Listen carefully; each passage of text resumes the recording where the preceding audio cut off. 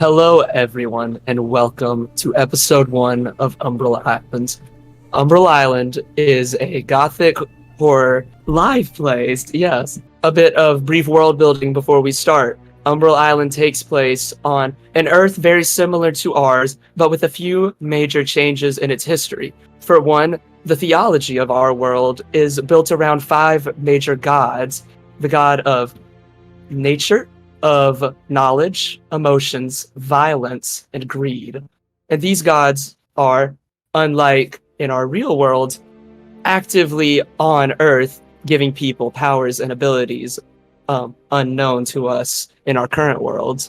Thousands of years ago, Alexander the Great conquered all of Europe and parts of Asia and Africa, and the entire continent was renamed to Alexandria. This is important because it changed how culture was developed, and it led to his empire still being around today, though under a new name, which is still around and has control over most of Europe. In more recent history, though, 100 years ago, an island appeared in the middle of the ocean, and this island carried dark and evil energy. People from around the world began to hear rumors of this island, an island that brings out the worst in people, that makes them go mad, that makes them see enlightenment. Scholars, occultists, priests, and tradesmen from around the world began flocking to this island in an event known as the Dark Exodus. But not only humans went to this island, it was a perfect breeding ground for monsters. Vampires, ghosts, zombies, werewolves, all kinds of gothic monsters flocked to this island, and after a while, they began to take over. Currently, the island is being ruled by these monsters, and a few weeks ago, a message was sent out from the island, a message from a scholar on the island asking for help, saying that the ports had been closed, that the churches had been burned, and that there was a new god taking the center stage. In our game, our little adventure here, we have a party of people, occultists, insane people, just general weirdos from around the world, are investigating this call, which was called the Clarion Call, which came from this island. Where we are now is 13 days into a voyage from the mainland. This is a voyage to Umbral Island. Our adventurers are on their way there now to investigate, to help, to profit. We are currently on a ship called the Storm's Call, being piloted by an Elizabeth Thatch, who is at the helm currently, barking orders to her dogs of pirates. The weather currently, after 7 days on the voyage, the sky turned cloudy. After 9 days, the clouds turned dark. After 10 days, it began raining, and on the 13th day, you have not seen the sun in 3-4 days, maybe. You don't know. The water is dark, the waves are high, and it's been storming for days. As Elizabeth is barking her orders out, on the main deck, you know that you are about to make berth in around half an hour. Who wants to introduce themselves first with a brief character description and how you are coping with the arduous surroundings? Aaron Knight, please give us a brief character description. All right. Aaron, well, me. Probably just on the top deck. Trying to lay low, but also doing what I'm being told, like whatever I can help with. You see a long, kind of like lanky man, white, longish hair, long, fuzzy white mustache. I wear a like a navy blue suit and vest with a long maroon robe and a maroon top hat as well. I got like gloves on right now to help kind of like grab onto things because I'm not really that strong. Just kind of like I'm like 6 feet, but like skinny, like just tall and skinny. Not a lot of muscle. definition. But yeah, that's pretty much me. All right. Let's go now to Adrienne. Please give a physical description of your character and what she might be doing during the storm so close to her destination. Yeah, so she is about 5-ish feet tall with dark brown, almost black curly hair. She wears kind of, lower middle class at the time, just a kind of a basic, like brown and tan corset skirt, got a little cape with her too. She has a walking stick that she always has, and right about now she would probably be, I don't know, looking out over the water and either just kind of talking to herself or maybe even trying to really poorly sketch things that either she sees or wishes she saw. All right. Next up, let us do Adamagus. Say, down in the galley, below the upper deck of the ship, you see a not tall but not short, maybe 5'10", 5'11", pale, very skinny, lean man with a stubble beard and bright, silvery eyes, who is wearing white priestly robes with a leather harness and a gold star-shaped amulet around his neck. Right now, he's just spending a little bit of time down in the galley, maybe playing a game of poker with some of the shipmates that are on break. Absolutely. And for our final member of the crew today, Mr. Ilitorin. Hello. Ilitorin is much larger than everyone else, standing about 6'6" to 6'8" on a good day, wearing a large, heavy, probably once black but is faded with the sunlight, jacket that is very much hooded. You can't see their face because they have a two-toned mask that covers them. One side is a blue, the other side is green. They have a large lantern on their hip, and right now they're basically in the storage room that they had taken over on the ship, packing up the rest of the supplies that they had gotten for this trip and making sure all the injured are taken care of before having to head out. Storm's call is 30 minutes from the drop point. You don't know exactly how you're getting to the island, but you do know that, unfortunately, Elizabeth is not taking you to port.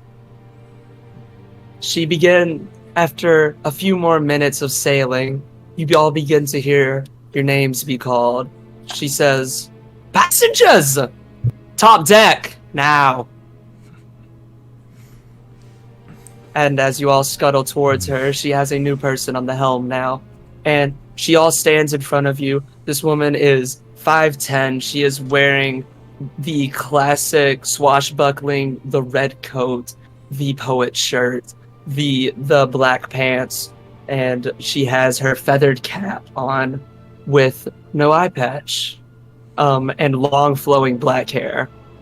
As you all sort of make your way towards her, she says, "Now, unfortunately, we're not able to take you to port. If we were to do that, our vessel here would be blown to smithereens. But we have dropped folks off on this island before, and we have a perfect way to get you there."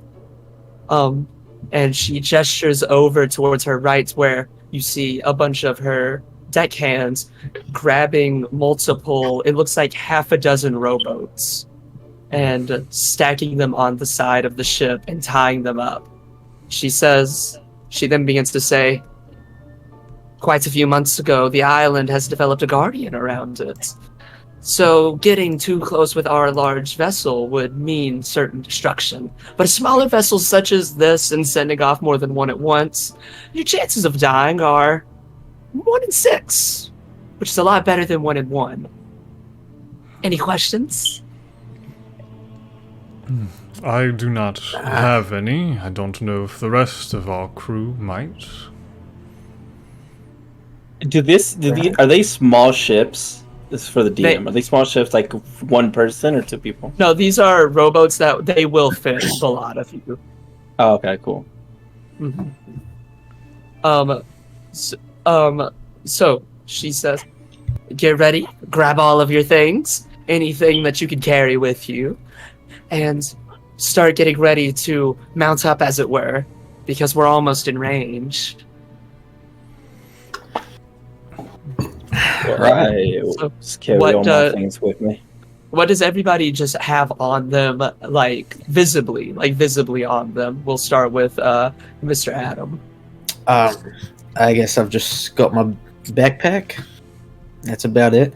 I keep everything I need in my backpack for all my exorcisms and things of that sort. So, Mr. Lee Torin, what kind of luggage are you packing?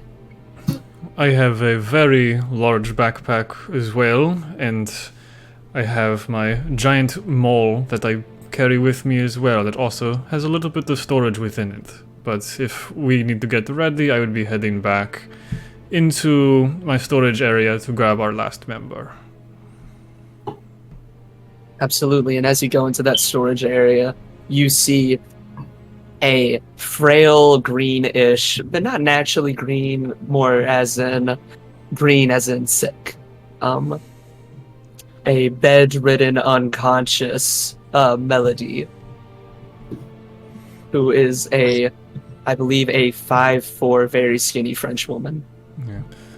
I make sure to grab her parasol and take that with us, since it seemed like that was one of our more important objects, and toss her over one of my shoulders and make my way back to the top deck. Absolutely. As you're carrying her, you hear her groans of, well, the ocean has not been kind to her, so you hear her sickly groans as you carry her up. Yes, you can throw up, it is fine. And Ms. Adrienne. Currently, I have my walking stick, as I said, and I have many pouches on me containing various things.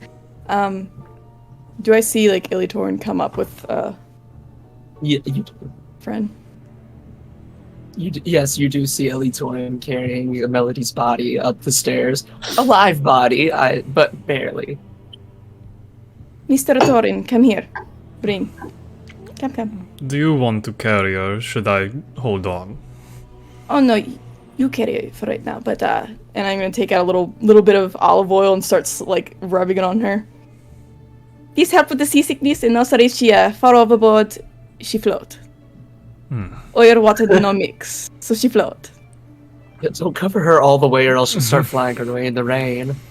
No, just a little bit. I want to keep her head above water. Yes. That's very polite of you, but I have a feeling that we don't want to go in the water at all, if what the captain has said is true. Nobody wants to go into the water, but if it happens, because where accidents can happen, they happen. It's it's a backup plan? Yes. Backdoor plan? I can't remember the word. I can almost guarantee that we will not be going in the water. I have some abilities to stop that from occurring.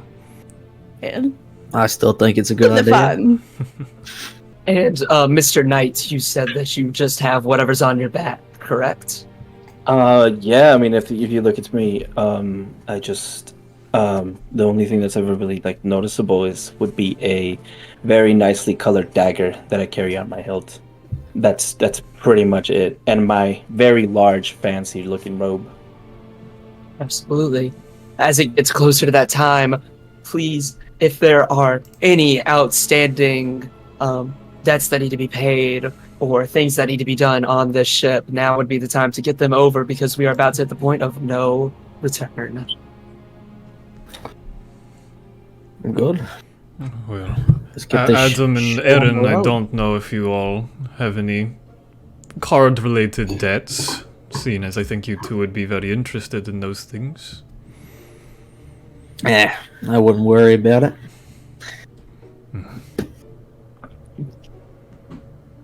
I might put some Alright. people in some money in the basement, in the lower deck, but they don't need to. We'll not be They don't seeing work them for a fast. while anyway. Do I have Okay. to pay, even though I was a stowaway? Not a stowaway, more of a catch along the way. Wait, say that question one more time.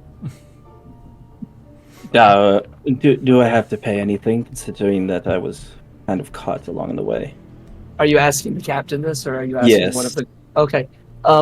Elizabeth looks at you and she says, "You'll be paying me plenty by getting off my boat. I knew that. There's a spark in you that I don't like, Mr. Knight. Oh, I get this a lot, don't. Try not to die." No promises, but you don't really care, do you? No. And then she walks off. All right.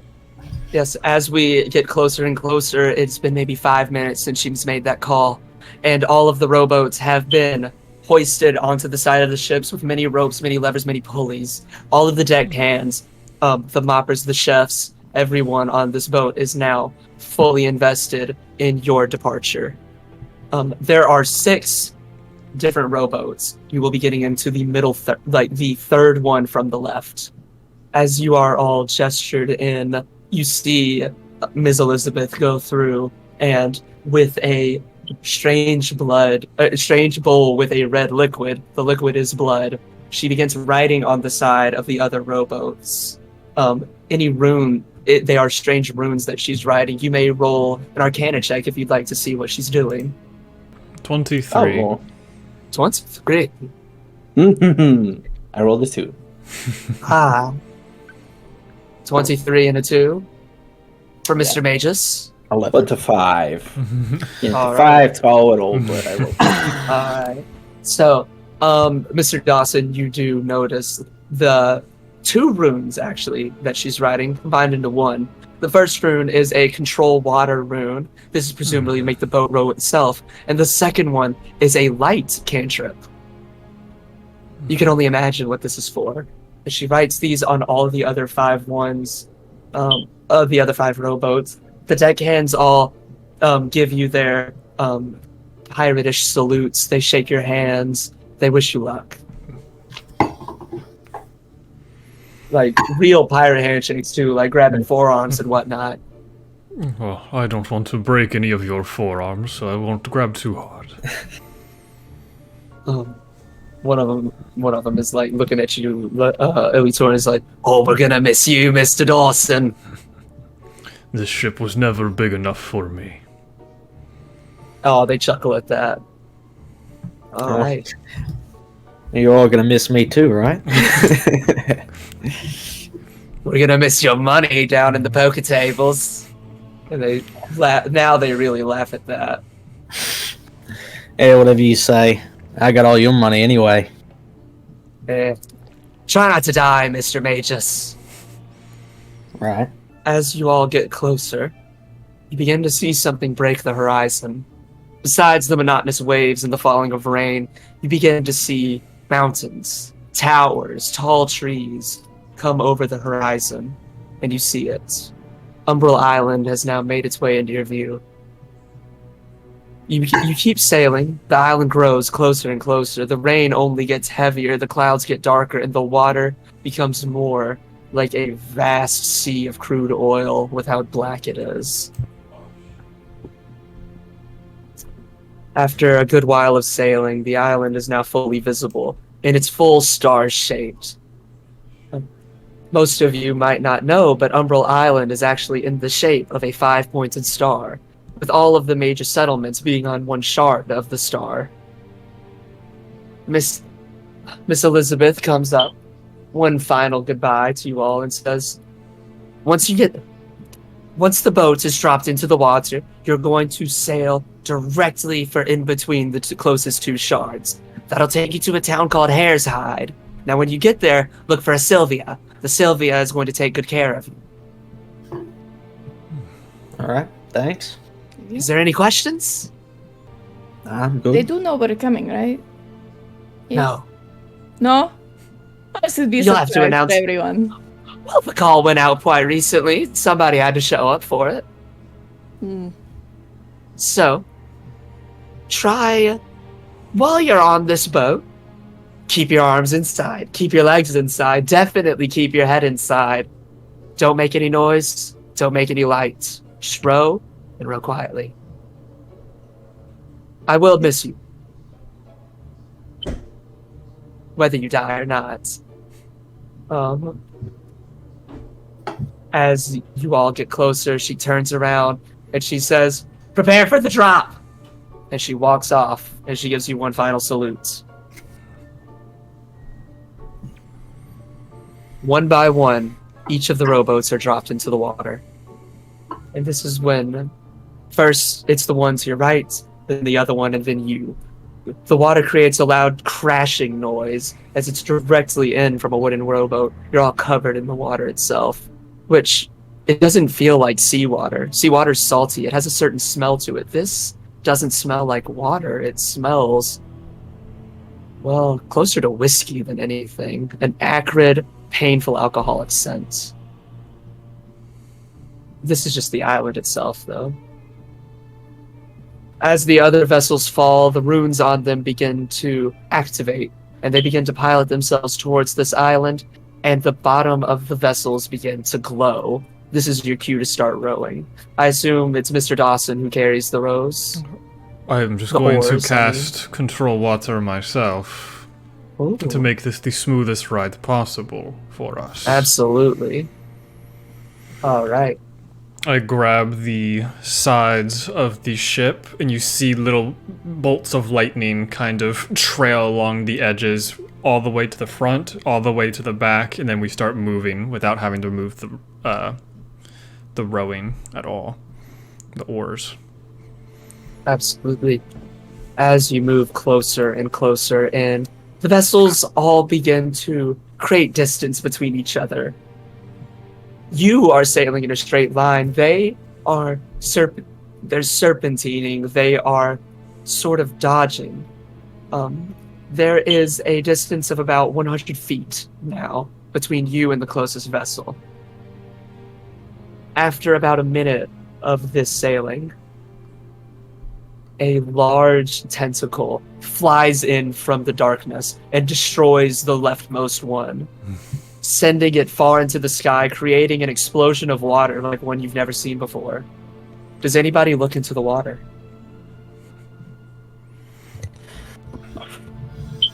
Yeah. I mean, ooh. Absolutely. Roll me a perception. 21. Oh, absolutely. You peek your head over a little bit. It's just one little rule. You peek your head over a little bit, and, well, it would shock most people. It would send most people into insanity, almost, but you're a little different than most people. You look down, and you see a glowing yellow eye at the bottom of the ocean. Just one? Just one. You see a glowing yellow eye, and sometimes the glow of this eye is broken by the swinging of more tentacles. You have no idea how deep this water could be. Maybe half a mile, maybe a full mile. This eye could be any size, really. And the tentacles themselves, from the one that breached, it was every bit of 3-4 meters thick. You're currently sailing over a beast of all beasts, an apex predator. Another ship is destroyed. This time it's the one directly to your left. The splash gets onto your face and covers you in more of that acrid alcoholic scent, while the splintering of the wood in the boat itself is launched into the night sky. Is there anything anybody does as you sail closer? Any prayers? Anything of that nature? As you get closer and more boats are destroyed, you begin to get a fuller view of this island. As your vessel closes to its destination, you see the island begin to breach into your view, with its mountains scratching the storms in the sky, and its mighty castles casting a horrible shadow on the peasants below them. The island has 5 points divided amongst the 5 lords. Each of them have the 5 castles, all of them impaling the sky in a gruesome, violent sense of wealth. growing closer and closer to the island, the storms begin to encompass you in a way you did not know possible. You can still see in front of you, but only through massive amounts of fog and rain, and the rain begins to smell like smoke. Getting closer and closer, the stench of the purge fluid coming from the island is so horrible, and it begins to fill your nose in a way that nothing has ever filled it before. And you also get the stench of the evil magics on the island. Getting within 700 feet of the island, you begin to look into the water and see splinters of boats that aren't yours. Even intestines floating in the water. It begins to look almost blood red at certain points. Bones begin to float up. Clothes are floating in the water. Another boat is destroyed, and another as you get closer and closer. Now there's only one boat left. One to the left of you, and one that you're in currently. You are now around 250 feet from the port.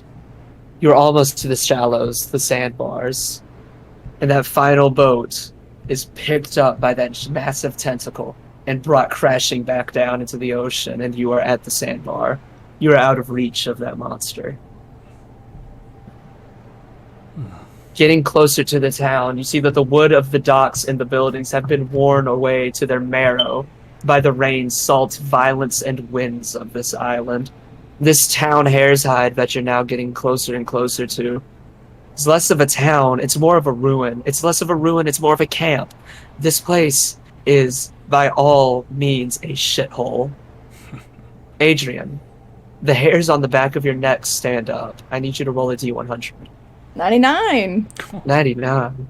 For a quick flash of lightning, you see a strange silhouette just standing on the water.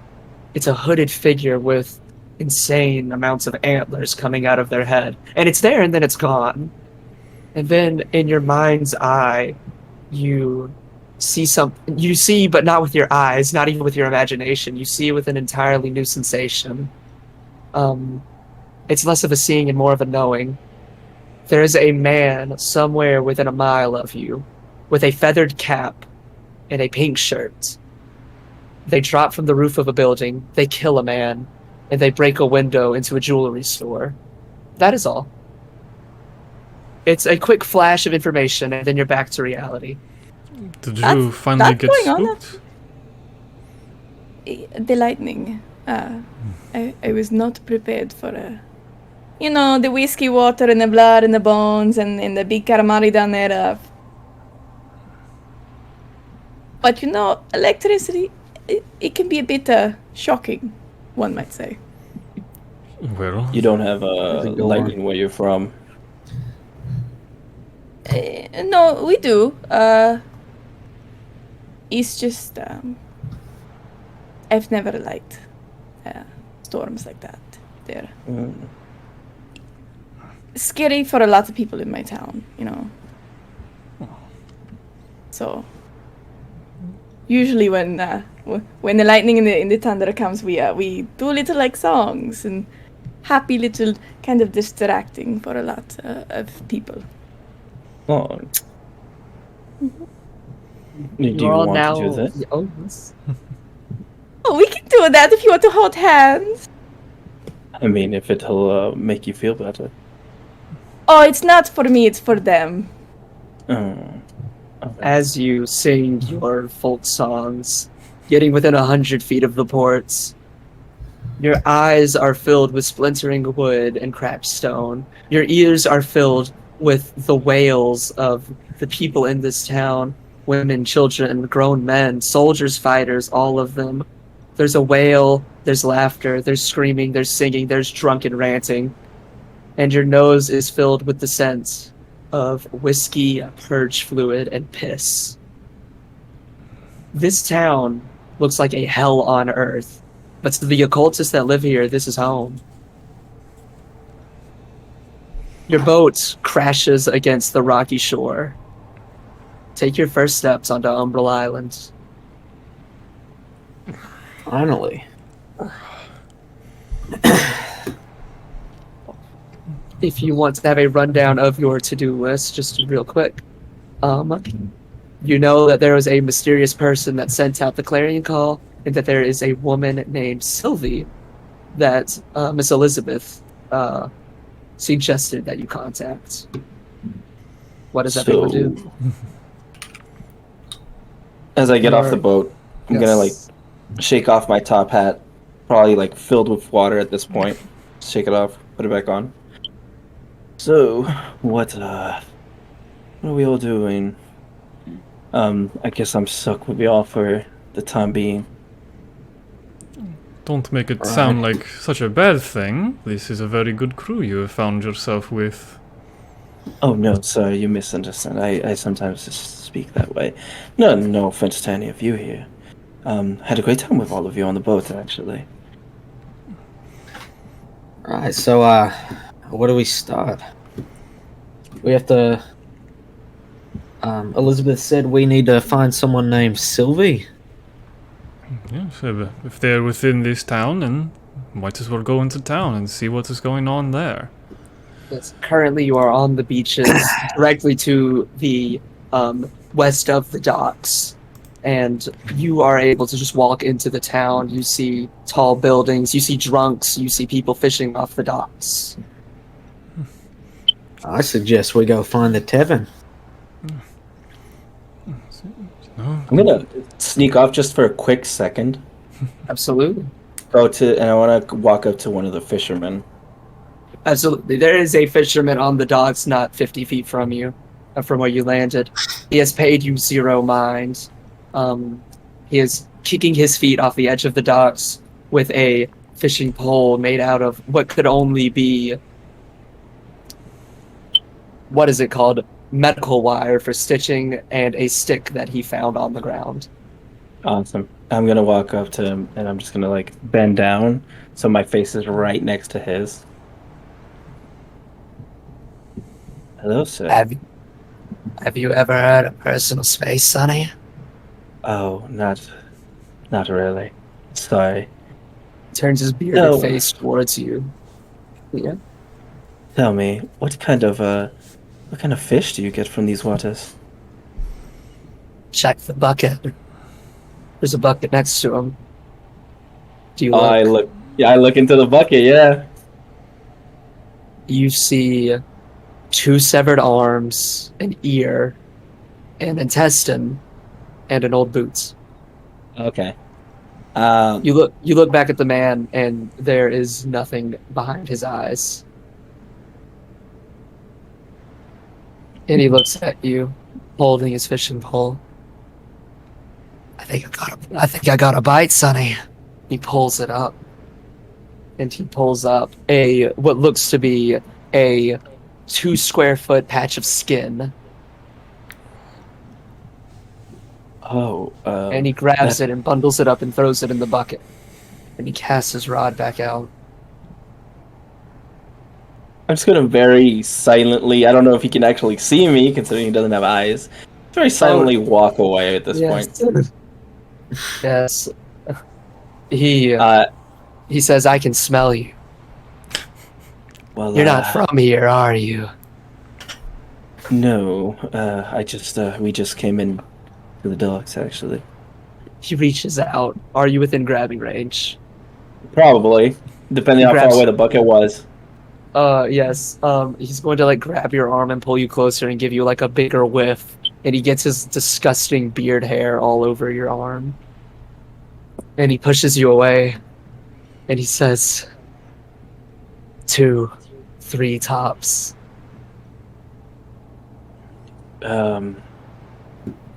Okay. I'm not sure what you mean, but thank you for that. And he goes back to his fishing. God, and they call me a demon. I'll walk back towards everyone else, and then as soon as I get back, I'm just like, if anyone offers you food, I wouldn't take it. Just putting that out there. All right. So where do you go, my intrepid adventurers? You said there was like occultists kind of here. Yes, this entire town. Well, the island itself is known for being filled with occultists and scholars and priests and atheists and all kinds of folks. Weirdos, mostly. Is there? So you said this was kind of like a camp, like This town itself is a shanty town built on the bones of a shanty town. All of the walls have holes in them. Some buildings don't have ceilings. There are people in the street selling what looks to be very suspicious meats and fabrics. are there any like younger people here? Are there any? Absolutely. Would you all say that you're walking through the streets now? Yes, Adam said that he wanted to find a tavern if all possible. Absolutely. Walking through these streets, we'll say it's the closest one you pick. It looks to be what could have been a main street in this town was in its heyday 100 years ago. You see street side vendors selling earrings with the ears still attached to them, boots, obviously looted goods. You see people all smoking on strangely shaped pipes with scents that aren't tobacco. And looking for young people, please give me a roll. Natural 20. Absolutely. 22. As you're walking, ooh, all right. So as y'all walk down this cobbled street, the rain on the island itself has subsided in a way. It is still dark, it is still thundering, but it is only sprinkling. It is not as oppressive as it was on the oceans. On a 20 and a 23, you do see, as you come to a crossroads, there is a corner where it appears that there is a tavern. And outside of this tavern, there are a group of younger people. They are smoking what is actually tobacco, they're drinking alcohol, and they are wearing what looks to be less than completely tattered clothes. What do you do? Well, Adam, there- we found your location if you wanted to do something about it. Right, I'm gonna go see if I can fish us up a little information. See if we can find this Sylvie character. Yes. So As you approach the tavern, you see that there at one point in time was a sign on it, but now all that is left is the word drop.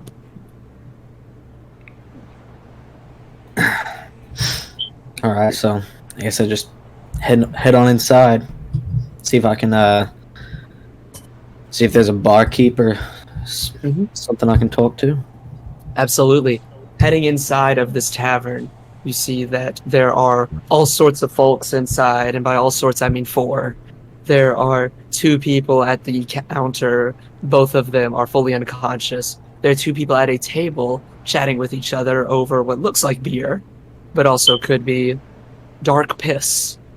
And there is also a barkeeper behind the bar, a skinnier woman with a longer dress on, currently cleaning out a glass. She has red hair all tied up above her head in what is less a bun, less a beehive, more of a knot. All right, hey bartender, She looks at you. can I speak to you for a moment? I'm looking for somebody. Well, by the sounds of it, you're speaking to me right now. All right. Who do you be looking for? Do you know anybody in this town by the name of Sylvie?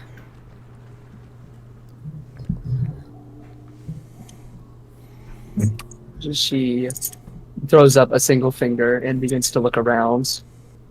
I've heard of her. All right. Can you well, we're looking for her. We just Where arrived. are you? We just arrived in town. We got an escort by Elizabeth. I don't know if you know who she is, but apparently she's transported others here before, and she told us that when we got to town, we'd need to find somebody named Sylvie, and she'd help us out. Don't know Elizabeth. I do know Sylvie. Who are you? Who are you really? Well, my name's Adam. Adam. Right. I'm here to save the day. Somebody said they needed help here, and well, I traveled halfway across the world to get here. Can you purify the water? Can you make the crops grow? Can you take the diseases out of the animals? Can you bring the fish back? I just might. Who knows? Just might. You just fucking might. You're with that fucking thing, aren't you? Thing. I don't know what you're talking about. You can give an insight if you'd like, but she said, roll me a persuasion. Okay. And we'd all be in here at this point by now, right? Absolutely, unless one of you wanted to mess with the younger folk outside. Also, how much do you want to 17. bet I can take this candle out with my fingers? 17? Yeah. Alright, 17 on persuasion. She looks at you and she says, I believe you're with the thing, but I'm looking in your eyes, and she reaches out, she grabs you, and she looks into your eyes, and she begins looking closely, squinting, looks at your blemishes on your face, the scars on your body. She says, you can't be with the thing.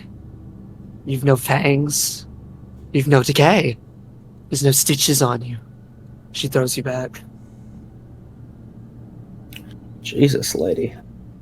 You want to know where Right. Sylvia is? I do. Go where the red lights are. You'll fucking find Sylvia. A little aggressive, but I appreciate You're a weird one. You're a weird one. And you know what weirdness brings? Weirdness brings red. it. Well, And not red is in the red lights. Red is in the red that flows within your veins. And it brings the red outside of your veins, and it puts it on the floor. I think I'd have an argument to say you might be a little weird yourself, as well as everybody else I've seen around here. So I'm not weird. I follow the law. I follow the law. I stay all right. within the rules of the courts. All right. I think I'll just be on my way then. I appreciate Don't cause the no information. trouble. Don't cause no trouble in Umbral Island. I would never. I would. You're a never. pretty man. You're a pretty man, Adam. I don't want to see you die. Don't cause no trouble. Do you want a beer? I'm all right. Usually I'd be up for it, but How about a meal? Grain alcohol. I'm okay. I'm The good. food's Thank you. so-so, but we can always make alcohol. That's one thing we humans can no. do. We'll always I just- find a way to get just- drunk. I just had I just had a meal and a drink on the ship. I'm all right. What about your I'm companions? cool A at bunch the of moment. other weirdos, it looks like. Actually, that big guy over there, you see him? He's got the weird two-tone mask. That's the on. one with the corpse over his shoulder. I see him, all right. Well, she's not dead just yet, but I think he might be hungry. So, because he eats a lot. He should be very hungry. Well, she's distracted. Can I pickpocket the two guys that are passed out? She won't stop you anyways. Roll sleight of All right. hand. Long Yes. hand. It's two folks passed out, one of them with beard, one of them with hats, and they are both wearing white tunics and brown pants.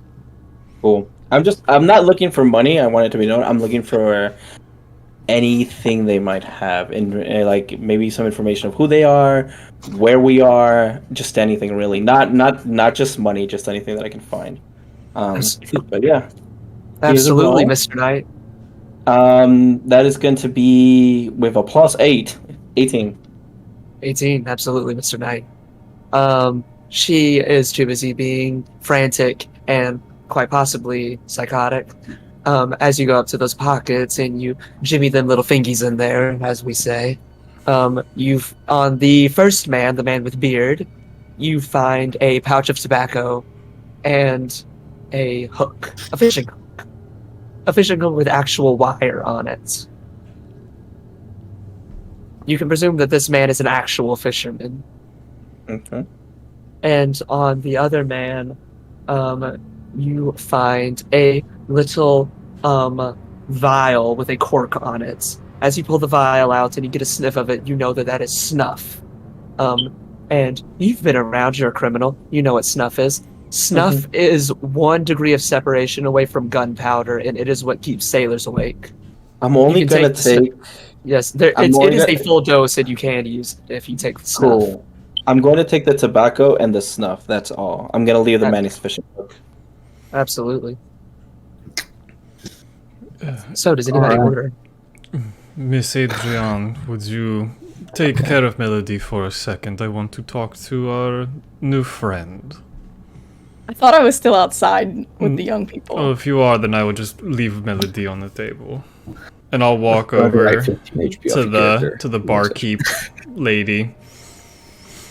Absolutely. The lady looks at you and she says, "You're weird too, aren't you? Y'all are just trying to make my day worse." Well, I would like to try and make your day better. What do you accept as payment for your things? Gold trade. Really, it's about it. Who gives a shit about an economy right now? You know, Yes, I don't. gold is only good for, well, throwing at shit. Well, then skip this stone around for a while, and I'll hand her a gold piece and through it cast Lesser Restoration on her. Huh? Oh, remind me what that spell does. It just gets rid of like minor diseases and poisons. Absolutely. Absolutely. She catches the coin in the air, and as the spell goes through, does it have any visual components to it? I think it's only verbal. So like, well, I hope Absolutely. you all have a great day. Like, I'm going for a handshake with the gold. Absolutely. Clasp of the hands, she takes the gold, and as she does, you see some of the blemishes on her face fill up. You see her eyes get a little bit more color in them, and she looks at you with, well, more of a soul. She looks down at the coin and looks back up at you. What was that magic, sir? Did you just cast magic? You could potentially call that. I'm just here to help. She closes her, puts a finger over her mouth, and she takes out a pen and a pad from underneath the bar and begins to write something. I'm going to be in very much trouble in this area. All I know how to do is magic.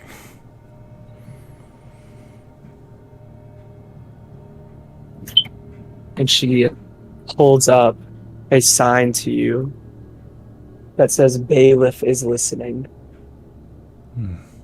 And she makes just a face of a guttural terror.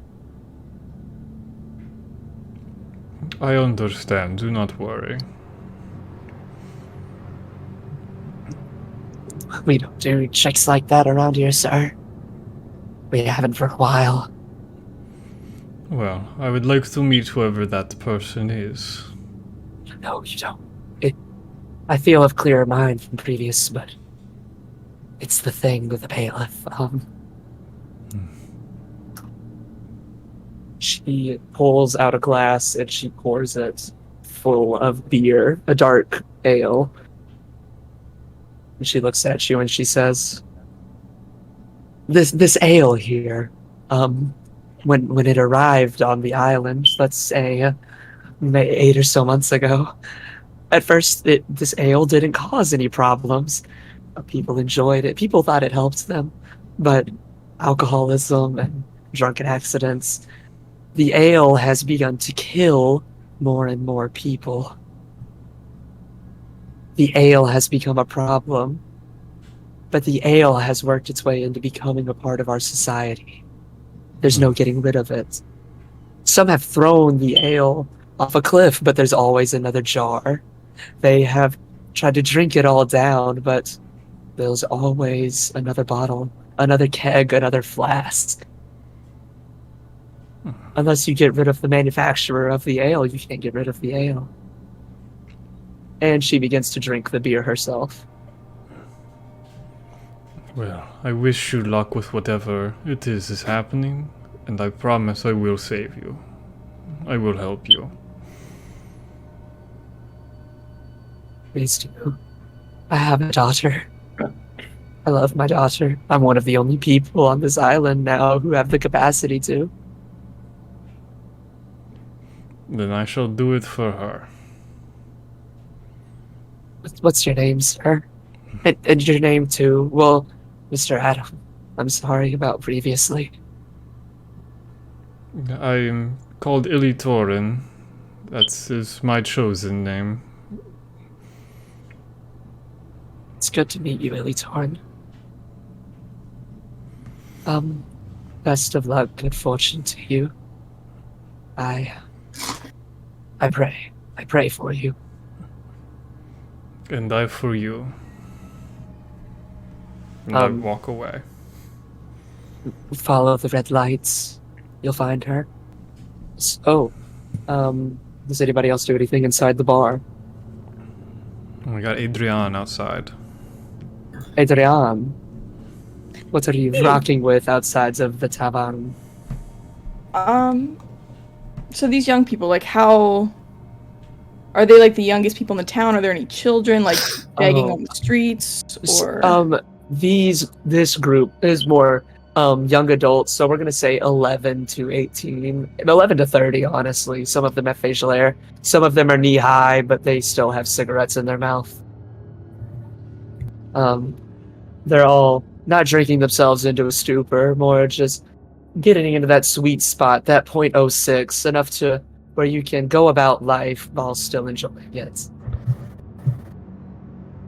And you said they were smoking something? Yes, these ones are smoking tobacco. There are other folks that smoke other things, but this smells very strictly of tobacco, nicotine, that sort of thing. Through cigarettes, through pipes, through cigars. They're mostly just enjoying the evening, if you could call it that. It's hard to keep track of time when there's no sun. Hello. Hello. Yes. What are you up to? One of the younger folks looks over at you. He's got like a goatee, like a ginger goatee, and he takes a drag from a cigarette and he flicks it on the ground and he stomps it. He says, "We're slowly dying, ma'am. What are you up to?" Oh, aren't we all? Oh. You boys. Yes, ma'am. What are you the youngest people in town? Well, I'm sure there's younger here and there, but our youngest in here is. How old are you, Tim? And little kid looks up, takes a drag from a pipe. 8 years old. I'm gonna, like, bend down to him. It's a little boy with a shaved head and missing one eyebrow with a big old burn scar across the side of his face. He's got like a longer head than average. And he looks at you with the... Yeah? You remind me of my boys. But I will say... As for the tobacco... And I, like, extend my hand out, like, being like, give it here. Then he looks up at his friends for approval. Roll a persuasion check.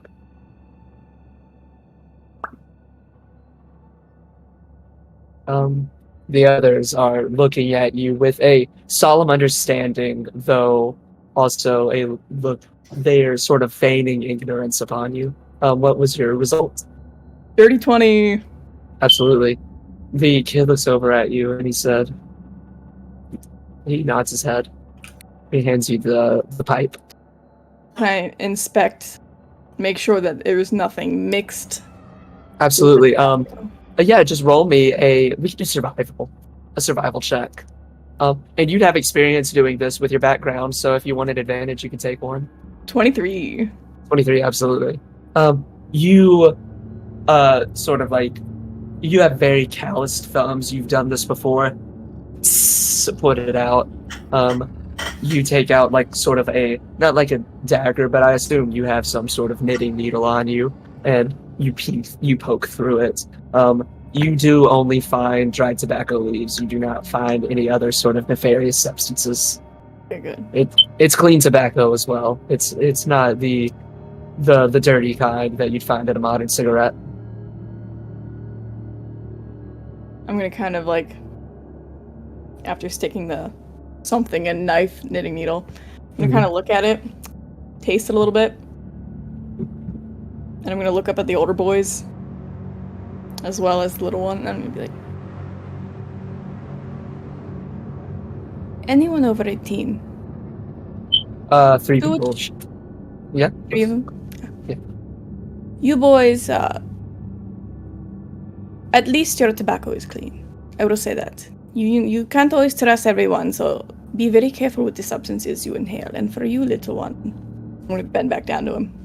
Be like, you have many years to enjoy the debaucherous things of life. However, the younger you start, the less time you will have to enjoy them, as you are not done growing, and this could destroy parts of you may not wish to be damaged. Okay? I'm gonna kind of lick his thumb and just like kind of clean some dirt off his face. He nods at you and he says, "Yes, Mom. Sorry." It's alright. Not everybody makes mistakes. The important thing is that you learn from them. Yes? Yes. As for you boys, you take care of the little ones. They are your future. They are your future. And stay out of them. One of the boy that initially talked to you, he says, "Is there a way that we can help you, Ma'am? Or are you just here to give our little friend here some life lessons?" Oh, I'm here to give all of you life lessons. You see, and I'm going to go in my pocket, and I'm going to take out, how many are there? Like 4 of them? 6. We'll say 6. Six. Yeah. I'm going to take out 6 pieces of gold, and I kind of want to give one to each of them and be like, even if this is not useful in your town, this is a promise that you will work your way to get out of this town. And use this when you get to somewhere better. Then he takes the coin and he goes, "We'll do our best, Mom. But in all seriousness, is there any way we can help you? We saw you come in with your strange party." Oh, yes, my boys. They are inside, I believe, speaking to whoever runs that establishment. We're trying to find someone named Sylvia. A few of the older boys sort of blush when hearing that, and the eldest among them says, "Yes, we know Sylvia. Do they have red light districts where you come from?" Yes, you needn't say anymore. I understand. The tallest one, the tallest building. Ask for her at the desk. Is it like that you're looking for? Because that costs it's less of money. It's more of like a bartering system. So if all you have is gold, that's going to be difficult. But if you just need a chat, I'm sure she'll give you one of them.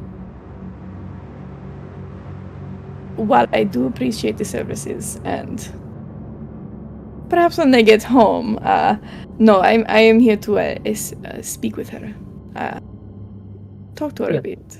He gives a point, and he's like, "Back that way is when the red lights start. Tallest built-in. There's a lady at the desk typically. You can ask her. Right? Is there any more? All right. Is there any more business being done at the tavern? All right. Do you all regroup outside? All right. So, I presume you all begin walking towards the red light district. What is everyone's experience with death? I noticed no one reacted with what we had seen in the water. Oh, death. I thought you were going to ask something else, considering where we're going. I'm pretty pretty, I guess, comfortable with it, if you could say. Yeah, I've seen plenty of death in my day. It's just a natural part of life, you know? I have had too much experience with death. However, I do believe there are also different kinds of deaths. There is a good death, and there is tragedy. The tragedy is too common for my taste, but I am used to it, unfortunately. What about you? Well, being a doctor definitely brings death around, but I have a fairly good record, so it isn't as big of a deal for me. I've saved a lot from death in the last 10 years or so. Very admirable. Yes, life is meant to be saved, like what we're trying to do now. That can be debated. Not every life is worth saving, I don't think. Every life is worth giving a chance at least. It might not be worth saving, but given the chance, you could turn someone around. I must Very disagree. different mindsets, I think. Come from very different places. Possibly. I've met some people that probably never should have even gotten a chance of life.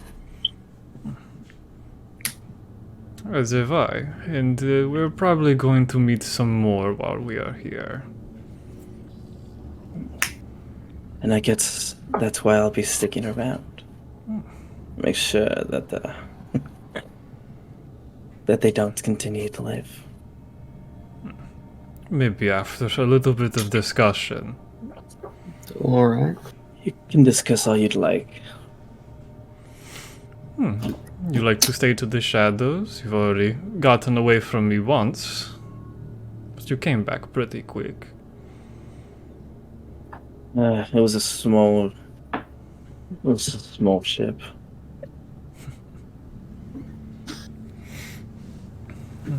Keep on going. All right. Well, I loved that, by the way. That was awesome. So, as you start making your way through the blocks, getting closer and closer to the red light district, about a block away, outside of a jewelry store with a smashed-in window, you see a pair of boots, a pink shirt, and black slacks with a feathered hat on top of it, all folded very nice and neatly next to what looks like an 80-pound pile of blood, guts, and gore. Just on the side of the road. You may make note of that, you may not. Seeing as how I cannot bend down right now from carrying two fairly heavy objects, anyone else care to inspect anything going on? Or if you just don't care, we can keep going to try and find this Sylvie figure. So, to my healers in the group, I would like a... basically, what is your passive Arcana score? Or passive medicine? Whichever's higher. Passive medicine would be 18 for me. All right. With a passive medicine of 18, just looking at the body, you are, I say body with heavy quotes on, you are immediately filled with a disgust because there is nothing salvageable. In your line of work, you know that when one does not have the components required to raise the dead or get rid of an intense illness, one can sacrifice a body part, an eye, a heart, a lung, something like that, in exchange for the spell to be cast as a component. But this is skin, blood, guts, organs, all of them ripped in half, stomped on. There is nothing salvageable here. And it is an affront against God. Well, one specific God. I go up to him. You go up to it. Yes. Yes, this is no him. This is an it. There is no person. That is a Oh, the pile. pink. Oh, shirt? there. Yes, it's folded nice and neatly next to the pile of gore. Oh, I thought the pink shirt was like committing the crime. Oh no. There is a pink shirt, feathered hat, slacks, and boots, all set nice and neat next to this pile of what used to probably be a human. You go up to it. What did thou do? Can I? Well, it's kind of a pile of goo. I was gonna try and ascertain. I saw this person. I say in quotes. Die earlier. Were they alive earlier or? So earlier, recalling your vision, you saw a person sort of jump from the rooftop in more of a Zorro-esque fashion, a cat burglar, if you will, and bust in a window and crawl into the jewelry shop. The last thing you saw was them crawling into this jewelry store. Does anybody make any checks? I wanted to only check to see if this was recent. Is the gore here, like, does it look It is still kind wet. of fresh? Yes. Warm? No, this is wet. This is warm. This is smelly, but not smelly as in purge fluid. It smells like iron. I should also say that there is a satchel sat next to the boots. Well, if no one else will, I'll check the little satchel. All right. Opening the satchel, there's no roll needed for this. Opening up the satchel.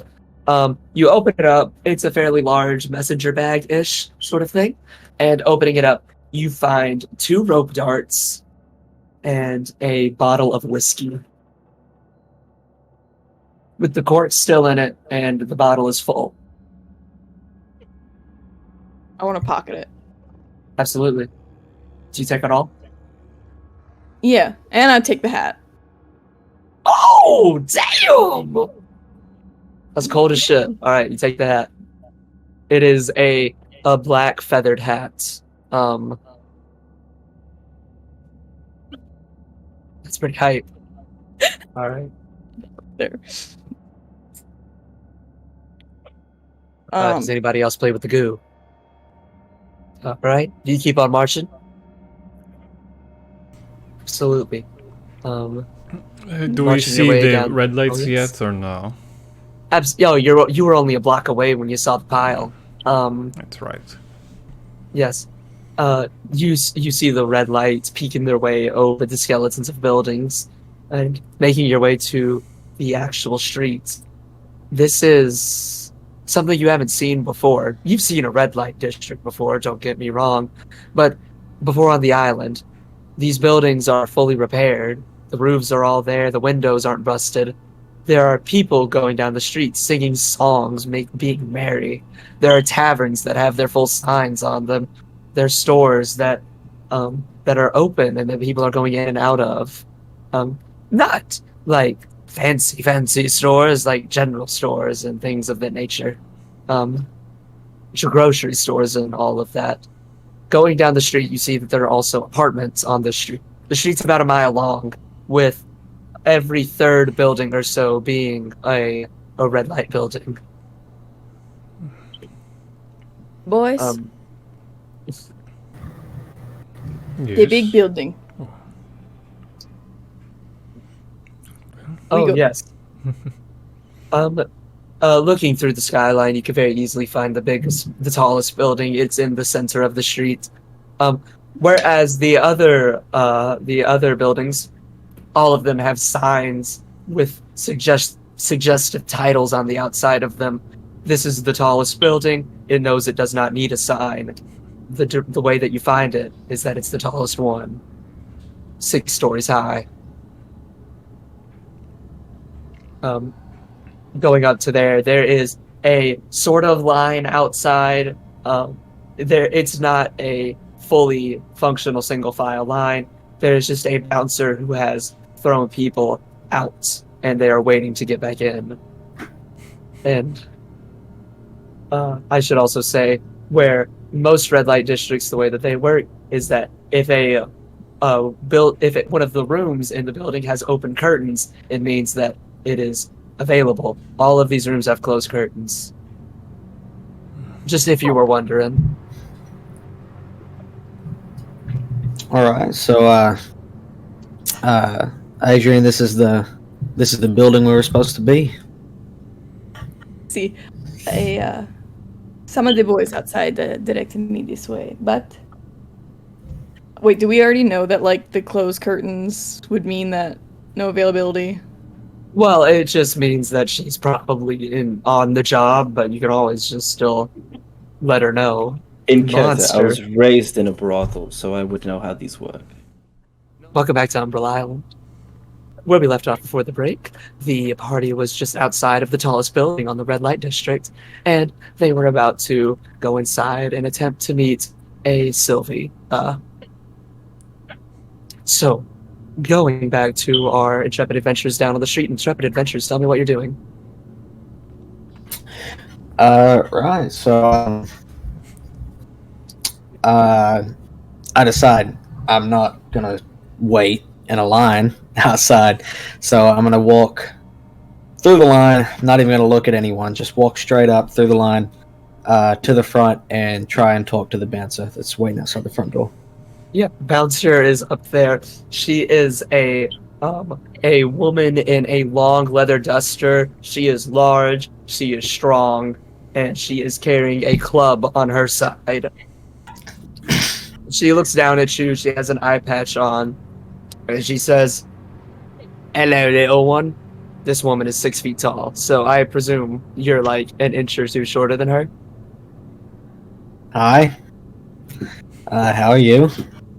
Will you be getting in here today? I don't know. Maybe we'll go inside. Maybe we won't. But you see my friends back there? That was four back there behind us. With the big guy. I'll see the big guy. I look at Right. and she looks at the big guy. She like eyes the muscles and like taps her bicep. Right. So we just got here. We just got to the island. So And she covers your mouth. She grabs your arms and like covers your mouth. And she says, she pulls you closer. Don't say things like that. Do not say things like that out loud. Okay? I'm gonna release your mouth. If you say another stupid fucking thing, I'm gonna rip it off. And she lets go of you. All right. But if the thing that you should not have said out loud is true, she like is looking around like very panikedly. You're here for her, aren't you? If we're talking about the same person, I think so. Yeah. I reckon we are, unless you're here for a fucking lay. Well, maybe, but right now, yeah. I think you know what we're looking for. All right then. And she is like looking around frantically, and she says, "Be prepared to run. Run. Not right now, but like in 10, maybe 15. Be prepared to run. I can't help you. I can't help you if it shows up. Hey. I cannot help you if it shows up." All right. So we're gonna be able to get inside, or what? Your whole group all just did what you said that you should not have said out loud. She like looks at you and she grabs her face a little bit and she says, "Get inside, talk to her, be gone as quickly as you can, as quickly as possible." All right. And I wave over the rest of the group to join me, and I just walk inside. She looks at you and Torn says, "Is that a boy?" Well, I'm definitely hoping that it is not. It should be fine. Just a little seasick. Oh. Okay, sure, go on through. The trail of puke going down my body is hers. I couldn't even smell it. Does anybody else talk to the strong lady? Getting into the first room of this building, it is a desk with a lady in a like a red corset and a long red dress sitting at it with her hair all done up in what is a little more than what the bar lady had. It's still very messy, but it's actually more done up in a like a nicer bun, but like a very messy one. And she looks at you with like a raised eyebrow. And she says, "All four of you at once? It's not the first time that's happened. Do you have a specific name that you wish for, or room number?" We're looking for Sylvie. Sylvie, she's quite a bit busy at the moment. I give her maybe 10, 15. From well, what the sheet here says. So judging by the number of you and the one over your shoulder, well, pricing here. Well, we don't take gold, so God, it's gonna be about it'll be about 10. Is that okay?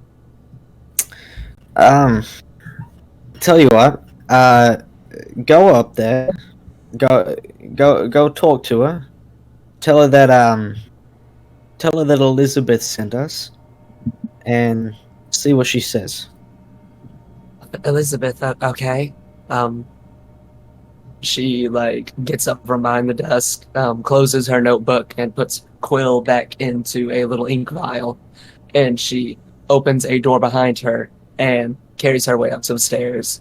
Around you, there are waiting chairs because you are in a little waiting room for it is what is basically a doctor's office for sex. Did she leave the notebook? Yes, she did. I want to read it. Absolutely. You open that John up. What are you looking for? I kind of want to see who's with Sylvie right now, and maybe names of other patrons, or I don't really know what she's got in there. Absolutely. So opening up the book and looking through it, you see that it is definitely a ledger for people who get services here. And going down, you find the way that it's organized. You find Sylvie's name and the most recent name written in the book. It says Aaron it says Knight. Lucas. Oh. It says Aaron Knight. Aaron, you are fucking right. No, it says Lucas McDowell. I'm looking over her shoulder.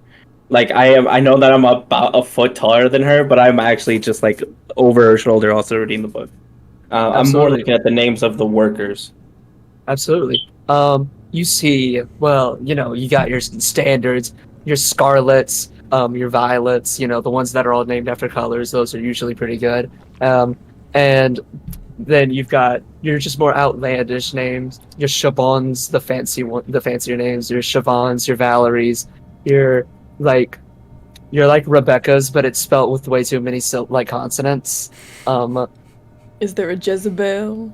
Oh, there's 12 Jezebel. No, there's a Jezebel. It'd be horrible branding if there were multiple of one name. And you also do see a few more masculine names in there as well. Ooh. A Henry thrown in there.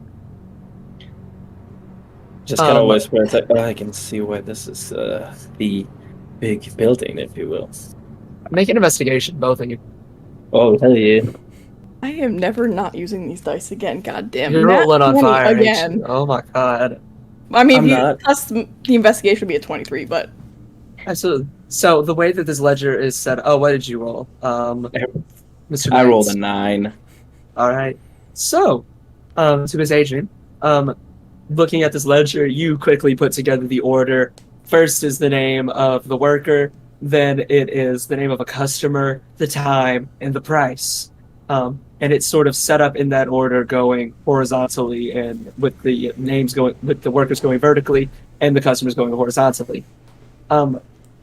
You quickly pick up that the pricing here is a bit strange. You'll see something that says 30 minutes, 2 bags of wheat. You'll see an hour, 3 barrels of rum. And then you'll see something insane, like 24 hours, 2 men. or 48 hours, 36 hours, a huge time frame, or a huge time frame with, or a smaller time frame with multiple customers, and it has a full name As the price? as the price in the price column. Oh. I don't recognize, not that I know many people in this town. Yes, you don't know many folks. Oh, thank God. I just want to make sure they weren't selling the kids. No, you presume that this is still a trading of flesh, but not like live flesh. They're killing folk. After a few minutes of doing this, does anybody else do anything while in the waiting room? Do I see the name bailiff anywhere? Because I was in the tavern when she wrote it down. No, you do not. Okay, I'll take note. Yeah, just looking through, you don't see that name. After a few more minutes, the door begins to open again, and it opens to a blonde woman with large hair, large poofy hair going all the way down, long blonde hair, in a navy Prussian blue dress with gold lining, going all the way dragging to the floor, and a maroon little jacket that she has wrapped around her torso. And she has on very thick eyeliner, very thick eyeshadow, bright red lipstick, and what looks like a fake mole on one of her cheeks. And also brown eyes.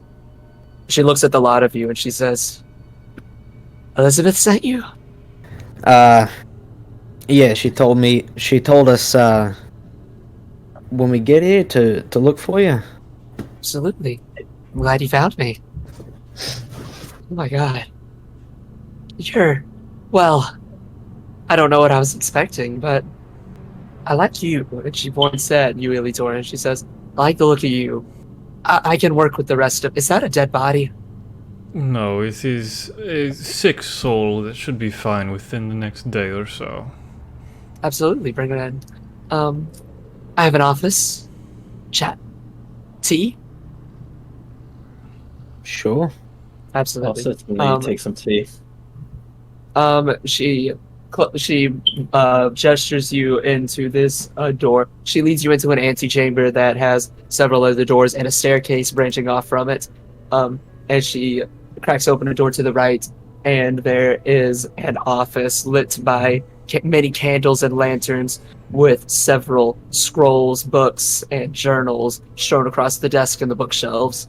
And she says, "There should be plenty of chairs. Please pull up some seats and make yourselves comfortable." As you go in, there is a couch on the farthest wall from the desk, that is, so the closest wall to you. There is a, what are those things called? A red velvet couch, and two other chairs, which actually have upholstery and stuffing in them, and not just like a wooden chair. She goes and she sits down in her more sort of captain's chair at the desk, and leans in and sets her arms up and props her chin on her knuckles and looks at you, and she says, "Can I have introductions to you, please?" I'm going to be putting Melody down, so anyone else? I'll do the same exaggerated gestures, just take my top hat, put it to my chest, the deepest bow I can muster, and just, my name is Erin Knight. Pleasure to meet you, my lady. I am Edomagus. Here to solve all your problems, I think. We heard some kind of call, and I traveled halfway across the world to get here to fix it. So, if you have any information, I'd be greatly appreciative. Absolutely, you did hear the call. Mr. Shelley, rest his soul. And Shelley. you, Ms. What was your name, Ms.? Adrian Caradona is my name. Ms. Adrian. It's a pleasure to have you all here. But yes, I'm sure you want a breakdown of what's been happening, don't you? Did to be safe? I've kind heard a of lot got. people- Oh, sorry. Oh, I was gonna say, is it safe to talk here? We've most people we've spoken to seem to have a fear of someone or something that we are not currently aware of. Well, this room's quiet, but I can tell the look of a holy man from a mile away. We don't get many of them these days.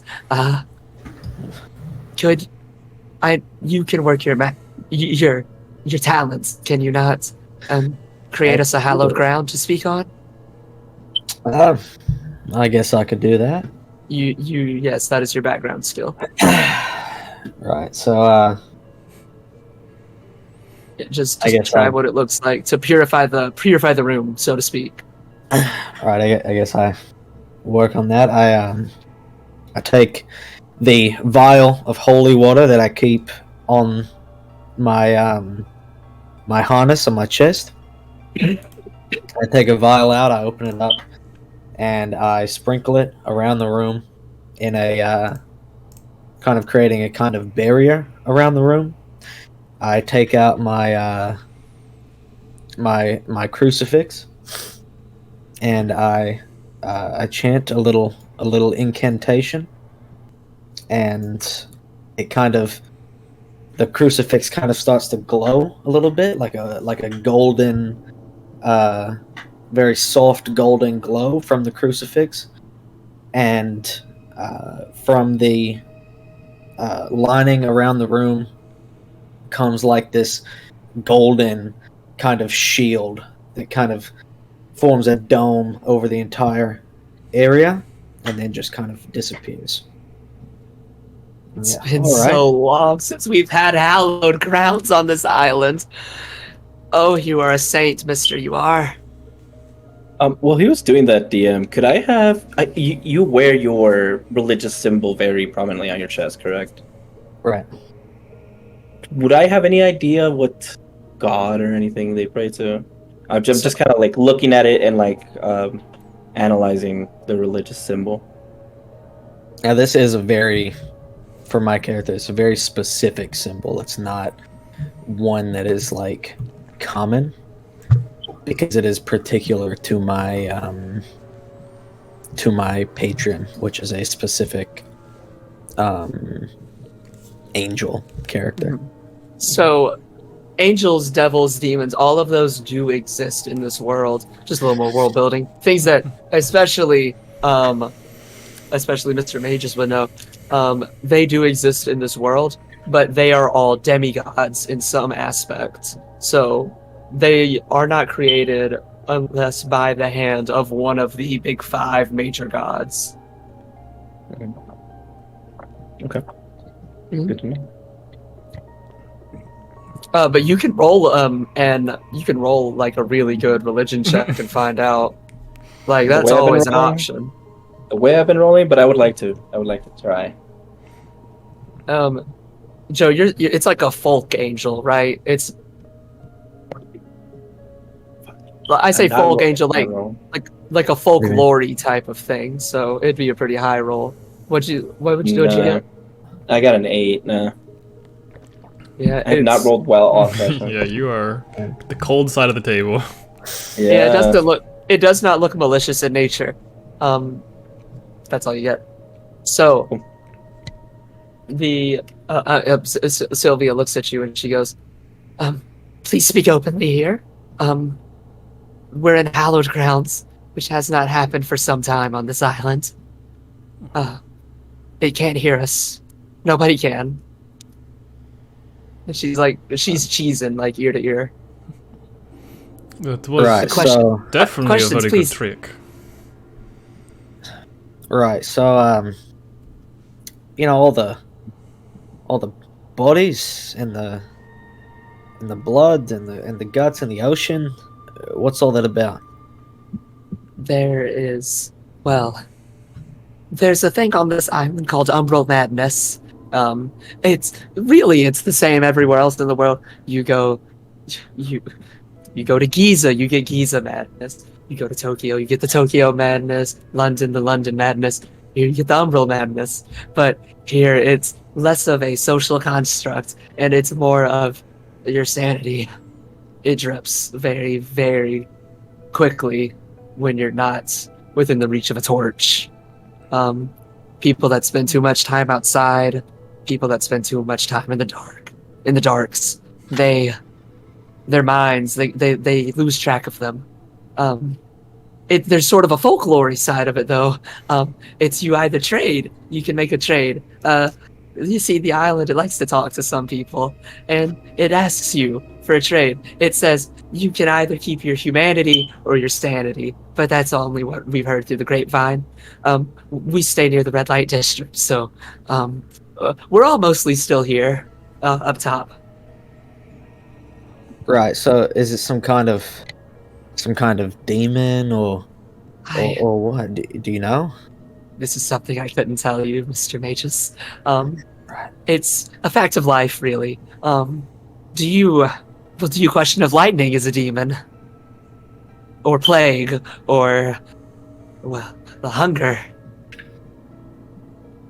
Is Lake here? There's illnesses.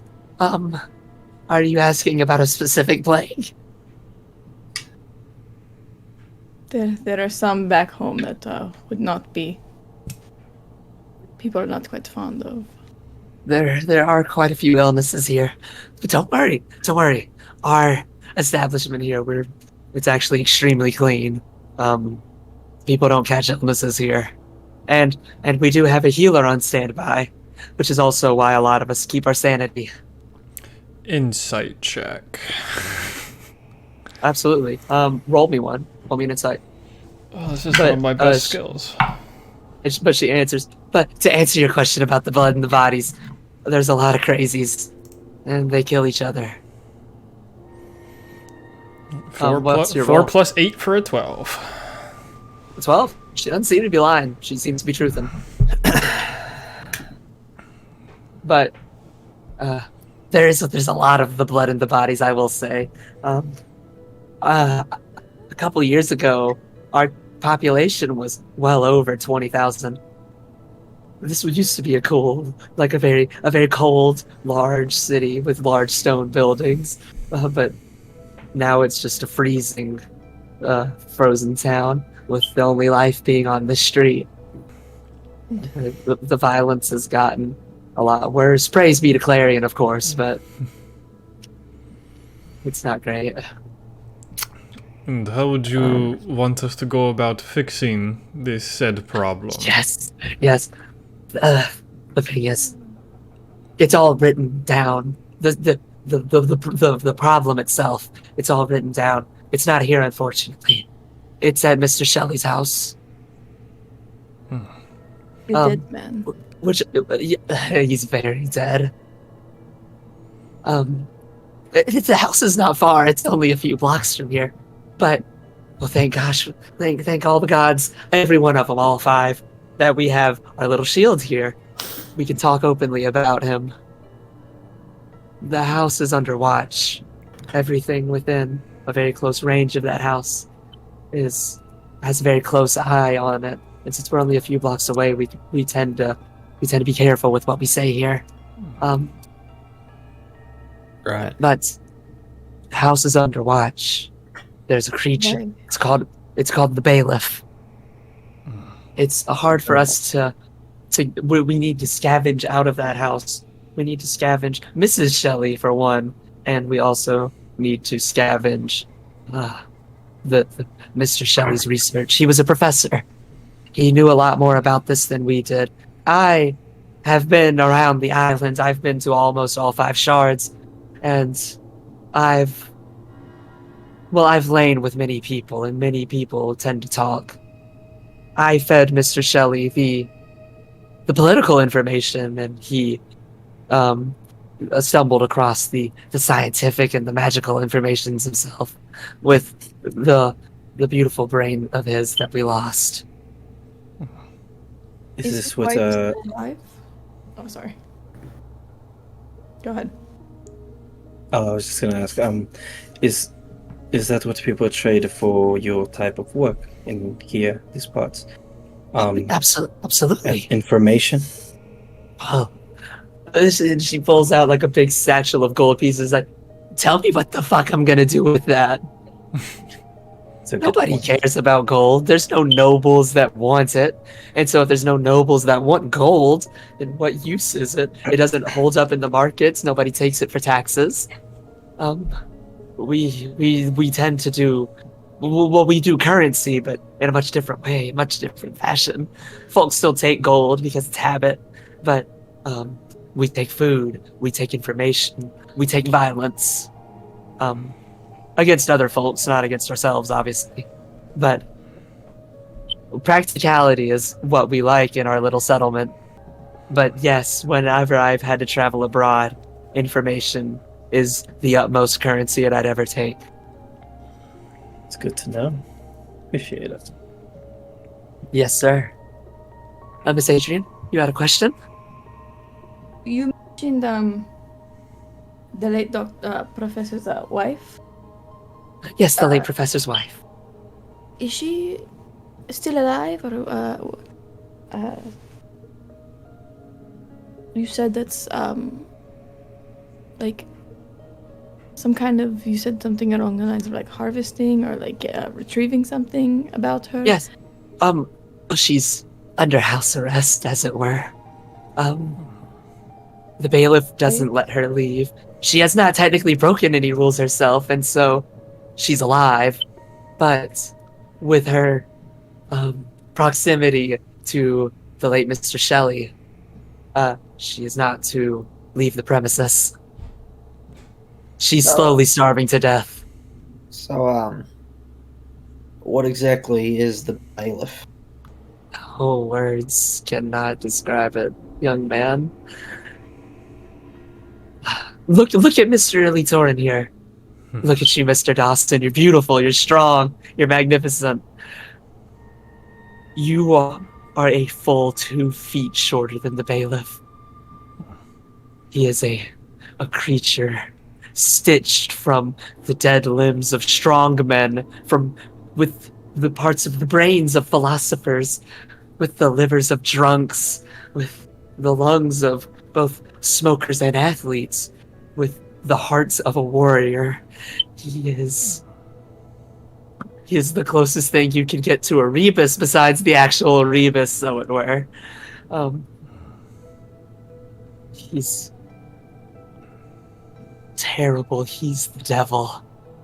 It's a 9-foot tall, stitched together man with ears like a fox, with a nose like a bloodhound, and eyes of a falcon. He sees everything. He knows everything, from everything that you're doing to everything you're thinking to art and history and literature. It's terrifying, really. And he's under the thumb of the lords, and the lords want him to keep the order. And to keep the order, well, we don't have a jail on the island. So he kills them. Everyone who breaks any rule, from thieving to, well, from thieving to sending out an SOS to the rest of the world. And he doesn't leave us anything to salvage besides the boots, the clothes, and whatever was in his bag, or whatever was in the criminal's bag. He knows that there's a healer somewhere in town. And since healing isn't technically illegal, you can't kill him. So, but he does his best to make sure we have no ingredients. Well, then that's a shame for him. Mr. Dawson, there's a few more details. I've seen him die before. Head clean off his body. It was beautiful, really. There's no blood when it happens, though. There's a strange black bile, but it's not blood, and it doesn't smell like blood either. But you can go into the basement right now. I'd say we probably have 6 or 7 bailiff bodies under there. But he keeps coming back. It doesn't matter how much we chop him up, how much we burn him, cast him into the sea. You can destroy each and every patch of skin and drop of blood, but he always comes back. I might just have to take you up on this offer and see these bodies. I'll take you now. Well, after our discussions, I feel there's more to be said. You But mentioned yes. something Yes? about humanity or sanity leaving. Yes, ma'am. It's a saying among the crazies. But yes, to those who catch the largest ire of Umbral madness, they don't all come out the same way. Some of them come out and they lose their marbles, as it were. The, entering, well, psychosis, really, a major state of it. Or they come out and they're complete psychopaths who don't bat an eye at murder or any other atrocities, really. But those ones are not terrible to have around. We keep a few of them around here just in case. Those who lose their humanity. Yes. That just like the murder? Or what does that look like per se? The losing of one's humanity? Yeah. Well, I'm sure you went to I'm sure you've all had a few sessions of church in your lives. The Not God's the one. soul, the God's soul, the God of emotions. That God likes to make sure that everyone has a little, well, we call it a cricket. I don't know what they call it in your neck of the woods, but a little cricket inside of them that makes sure that they do good things, that they're good people, that they don't kill their neighbors, that they don't burn down their orphanages, such of that nature. But some folks, they catch umbral madness and they lose their humanity, and they kill the cricket, as it were. This doesn't just happen here. A lot of people lose their cricket, in a sense, but it's pretty bad here. I'd say that around a good third of what's left of Hare's hide doesn't have anyone telling them what's right or wrong. Is there a way to protect ourselves? I'd really rather keep on to the little bit of humanity that I have left. Of course, Mr. Knight, there is a way. Lights, torches, lanterns, anything to hoard off the darkness. It's Umbral after all, Umbral, Latin, dark. But the island, she can't talk to you if you keep the lights on. So stay next to torches, stay next to lanterns, don't sleep in the dark. Leave the night lights on.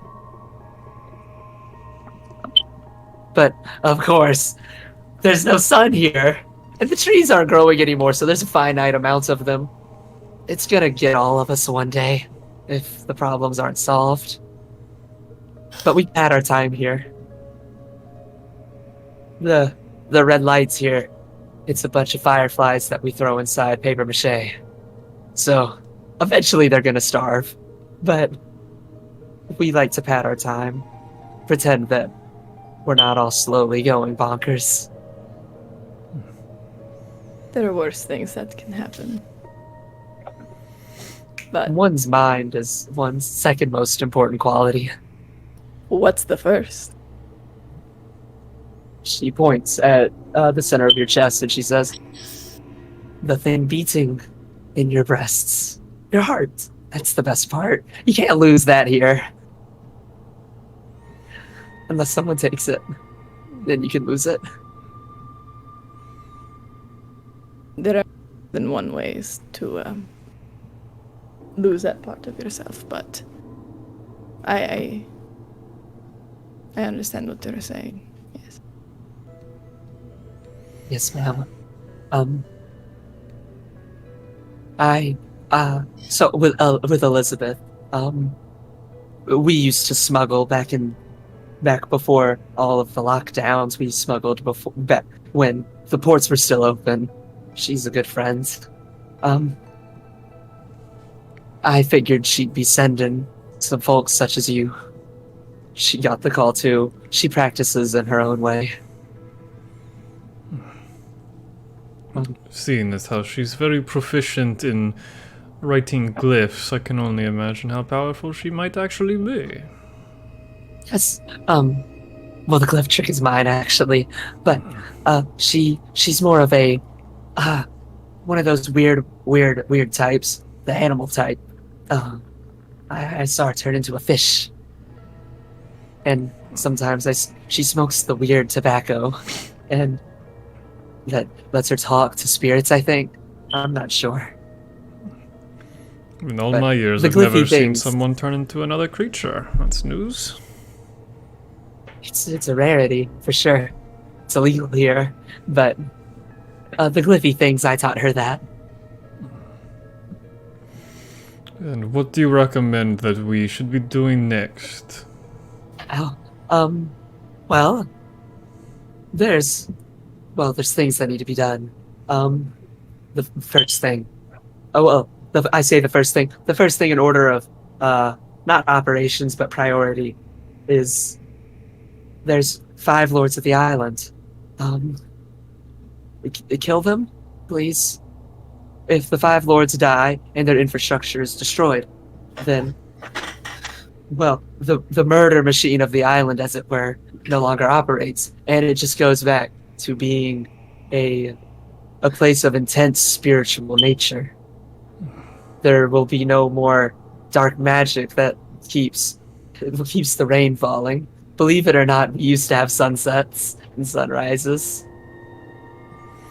Well, then it is very convenient that there's 5 of us and 5 of these so-called lords that you have just brought up to us.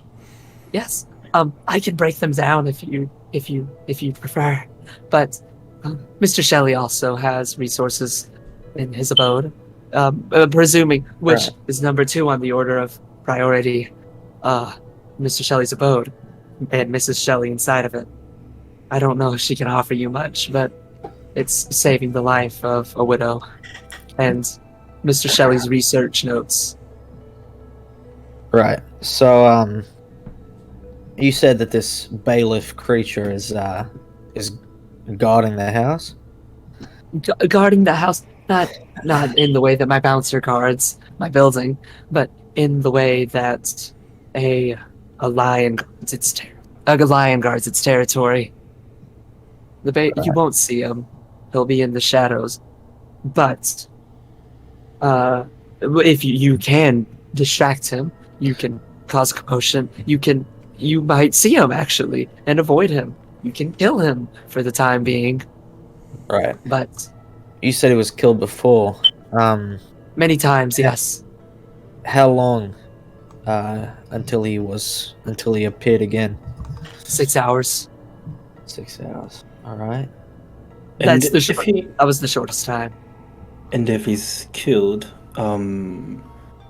would he seek those who've killed him before?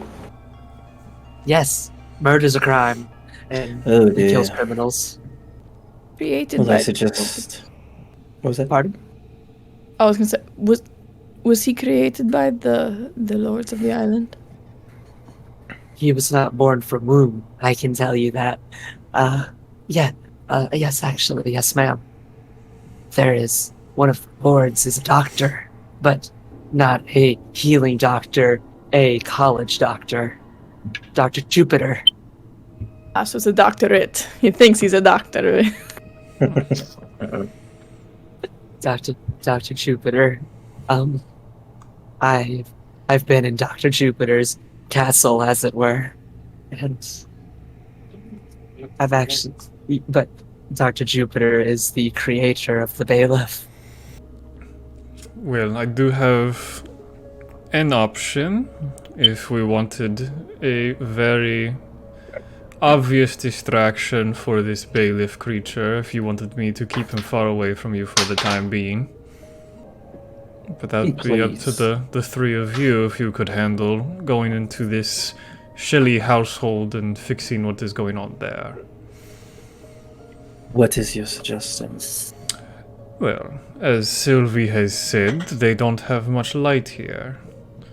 So it'd be very interesting if I made it a little bit brighter, a little bit far away from this town. Sure, I mean, that could work. I dabble in magics a little bit. I've been warned once. But no bailiff in sight from the first time. You do realize this probably means you'll be killed. If he were to find me. Oh dear. Well, you don't exactly seem stealthy, so I don't Me? know exactly. You have no idea how stealthy I am. I have disadvantage even. So Perhaps we Sylvia's should gonna wait reach for an Mel. arm. Oh, go. Perhaps we should wait for Mel to wake up. I don't know how well the three of us could handle that house and everything while you're distracting and Mel is out for the count, as one says. It depends on how long Sylvie allows us to stay. She makes a point. Sylvie, aside from the bailiff, is there anything else we should look out for on our way? There's still the crazies, obviously. Yes, they're the cultists. There's cultists about. There's cultists. There's still monsters, of course, but they're more. They've been backed into the woods, and they like it there. Lots of wild animals for them to eat alive. But the gremlins and things like that, and they've been sent to the woods. In Airside, for the most part, we just have to deal with crazies. So, murderers, thugs, and the cultists. I think there's a couple different brands of them, but it's mostly towards the Rebus. Alright, so if we can find a way to get the bailiff away from the house, there shouldn't be much keeping us from getting the information inside. Yes. But I'd like to provide you with a gift, tools, things that shall help. Here, and she begins to pull out a sheet of parchment and writes on it with a quill. And she says, "This is my signature, and it's a letter. Give it to the bouncer downstairs, and she will acquire you a horse and wagon. It's the last in the city. All the other horses have been eaten. All the other wagons have been used for firewood. Alright. But we've been keeping one of these for folks such as yourselves. But you should probably grab that last while on your way out of town. Alright. For today, you shouldn't need it, but keep it in case. And another thing, there's a church in town. Don't be fooled by the outside of it. The church says that it's for the Rebus, but it is. But the preacher inside, he's a good friend of ours. He's not a magic preacher like you, but he can do a few tricks of his own. If you find your weapons a little bit too mundane, he can help you with that. Alright. Good to know. Is there anything else we should know before we try to make our way over to Shelley's residence? Mrs. Shelley is going to be about 2.5 weeks hungry. Well, she had food in there, so we're gonna say she's about a week hungry, so don't get mad if she tries to eat you. I don't know how many torches that she's had in there. But we can always bring her here and our healer can try to get rid of the madness. Try not to kill her. She's quite lovely. Don't worry. My backpack's full of meat rope, so I think we'll be just fine. She just smiles and nods. She has no fucking idea what that is. She actually thinks you're flirting with her, and she just does not fuck with that. No, not that kind of meat rope. It's literally a rope made of salted meat. You're making it worse. Just let us. If you want to see, No, nobody wants to see her Put fucking. the meat rope all right, away. all right. Miss Sylvia, before anything, I don't want you to get the wrong idea of me. I'm actually more of a stowaway, really. I'm no hero. Not here to save anyone. I'm just here because, well, circumstance more than anything. But I'll stick around, because I don't know if any of these people here have the guts to do what needs to be done. Yes, sir. If you want Mr. us to Knight. kill the, if you want us to kill the emperors, kings, whatever you call them, that's Lords, definitely something I'm good at. killing is what we would prefer. Good. It's going to be a little difficult. Most of them, all of them, aren't exactly human. Sounds like it'll be fun then. Yeah, it should be. Have a great time. Just, if you die, do some good before you do. We're counting on you, all of us. And I see you all have bags as well, or at least Ms. Adrian and Mr. Dawson and Mr. Knight. I can provide a room. That would be very helpful. We definitely need a place to keep our fifth for the time being. If you'd prefer, we can have our healer attempt to work a little bit of magic, as it were. It's not magic, it's just normal medicine. I could assist your Speaking healer of- if that would make it faster as well. Sorry for cutting you off, Adrian. Is there any many people don't like the word like magic, it seems, around here. Do you have a list of or could you provide a list of words to maybe not say out loud? Yes, absolutely, I can. And she begins writing on a page, and you see magic, spell, ritual, and then the name of each of the gods: Vasvikaz, Misery, Soul, Clarion, Dice, Angel, Devil, Demon, Monster, and Resistance is another blotted out word. I'll send you a full list later, but those are the ones off the dome piece. Cool. And newcomer, like new arrival, anything like that. People aren't supposed to be showing up here. Well, we could absolutely take that room that you had offered, put Melody down for a little while. Absolutely, sir. If we break from here, we won't be in hallowed grounds anymore, so we won't be able to speak as openly. So any more questions, please get them out now. I don't know if there's going to be another chance for you to ask me so openly. What's the rebus again? Did I miss that? That is the Oh. bailiff. No, Oh, no. Is it not? the bailiff is like the rebus.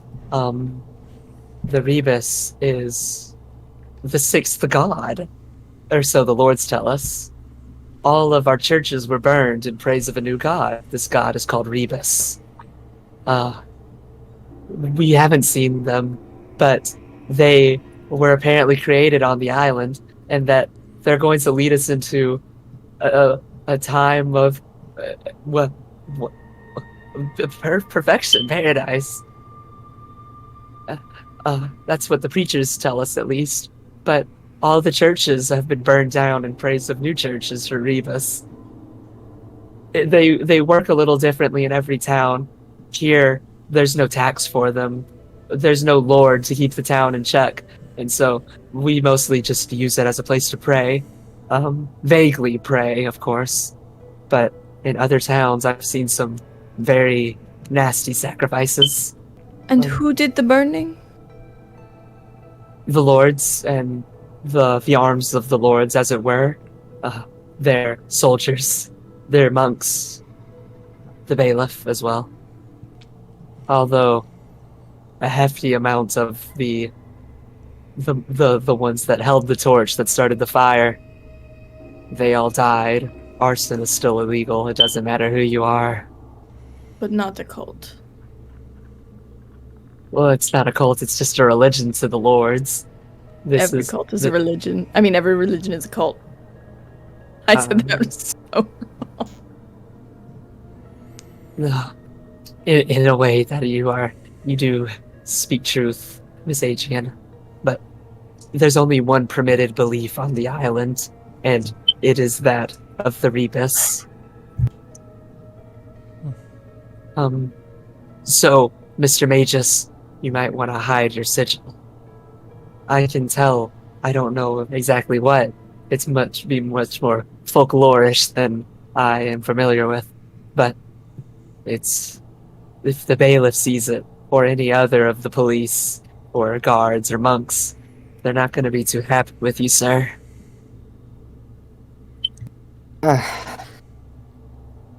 You might be saying something there.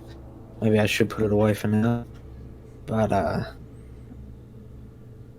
only problem is I've got to have it out to cast any of my magic. So, well, chances are casting magic's already illegal, so there's no reason to keep the medallion hidden if you're already doing the crime. I think I'll keep it away for now. Yeah, well, that's what I would say. Suspecting me on the street. If you're gonna break one crime, you might as well, if you want to break one law, you might as well break them all, right? Right. I just don't want anybody seeing me before we get there. If we're gonna try to do this stealthily. Is there any more questions? I do not believe so. This place is lawfully lawless, it seems. So we just tread carefully. We live in a perfect hell, we do. Oh yeah, quickly, did you ever tell us how do we get to Shelley's house? Absolutely. She draws up a quick map. It's only a few blocks from here. It's just a little hop, skip, and a leap, as it were. And she also provides you a map of Umbral Island itself. The island is quite literally in the shape of a 5-point star, with each different point on the island being a different domain of the Lord, or a domain of its Lord. And each domain also has a different topography to fit the needs of said Lord. On the topmost shard is a place called Bat Screech. On the top right is Cat Skin. On the top left shard of the island is a place called Toad Slime. On the bottom right is a place called Owl's Eyes. And on the bottom left is a place called Antlers. And then here in the middle is Hare's Hide. I have one more question, just out of curiosity. Do people ever go missing? Yes.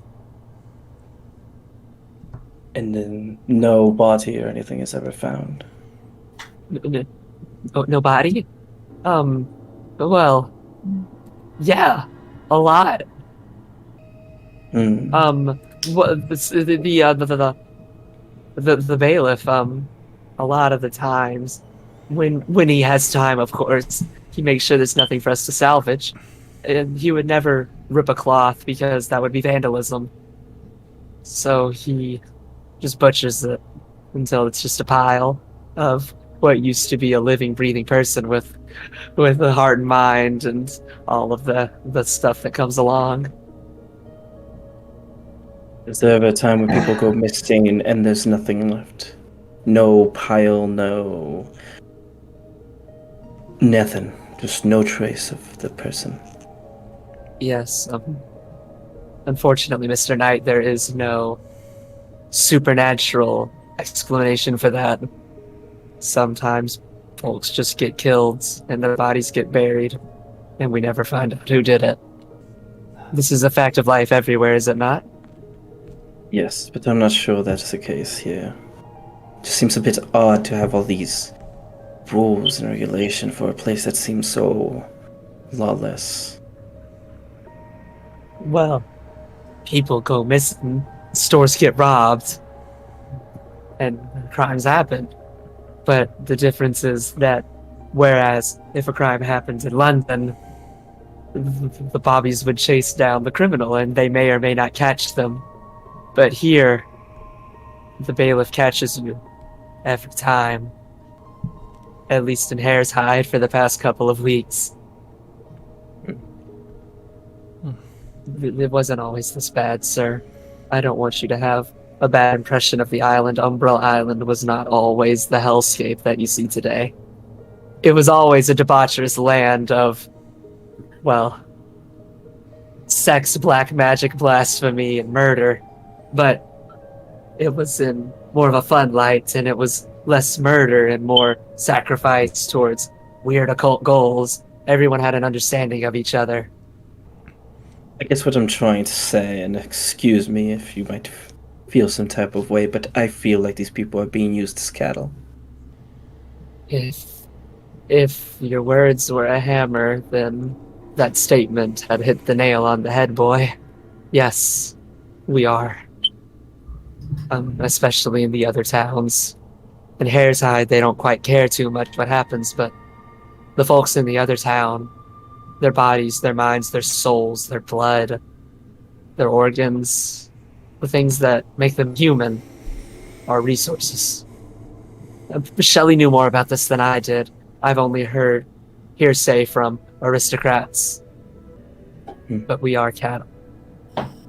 We are cattle in the world's largest pen, with the world's cruelest butchers. And we've taken up plenty of your time. We should be moving soon. Yes, sirs. And ma'am, please come back here if anything is required. And remember, the bouncer will show you to your horse and wagon, and going to the church, you can get your weapons a little more kick in them if in there. Please tell me you brought weapons, by the way. Yes. Mine's almost 10 feet tall, I guess. I see yours. That's why I like you so much, Mr. Elitorin.